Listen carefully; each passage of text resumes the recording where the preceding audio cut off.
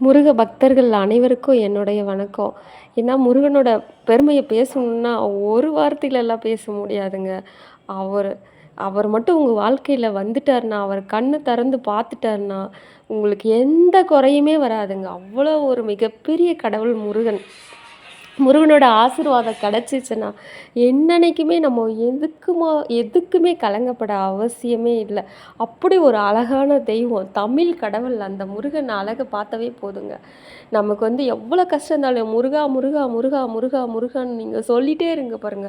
கண்டிப்பா யாரோட உருவத்திலயாவது நம்மளோட கஷ்டத்த கண்டிப்பா அந்த முருகன் எம்பெருமான் கண்டிப்பா தீர்த்து வைப்பாருங்க. எதுக்காகவும் நம்ம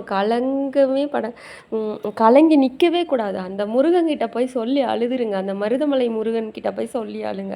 திருச்செந்தூர் முருகன் கிட்ட போய் சொல்லி அழுங்க. உங்களுக்கு பக்கத்துல ஏதாவது முருகர் கோயில் இருந்தா கூட போயிட்டு சொல்லி அழுதுருங்க பாருங்க. மனசு விட்டு அழுதுருங்க. முருகா உன்ன தவிர எனக்கு யாருமே கிடையாது அப்படின்னு சொல்லி அழுங்க. கண்டிப்பா முருகன் உங்களுக்கு நிச்சயமா, சத்தியமா உங்களுக்கு அருள் புரிவார். அந்த அளவு சக்தி வாய்ந்த ஒரே ஒரு தெய்வம் யாருன்னா, அந்த முருகப்பெருமான் மட்டுமே. என் வாழ்க்கையில ஒவ்வொரு நாளும் அந்த முருகன நெனச்சா எல்லாமே மாத்தி குடுத்துட்டுருக்கிறார். அதுபோல நீங்களும் அந்த முருகன நெனைங்க கண்டிப்பா. வெற்றிவேல் முருகனுக்கு அரோகரா! வீரவேல் முருகனுக்கு அரோகரா! தினம் தினம் முருகனோட முகத்த பார்த்துட்டே இருங்க. அந் முருக பக்தர்கள் எல்லாரும் சொல்லி கேட்டுக்கிறது என்னன்னா, என்னன்னைக்கும் இந்த முருகன் நம்மள கைவிட மாட்டாரு.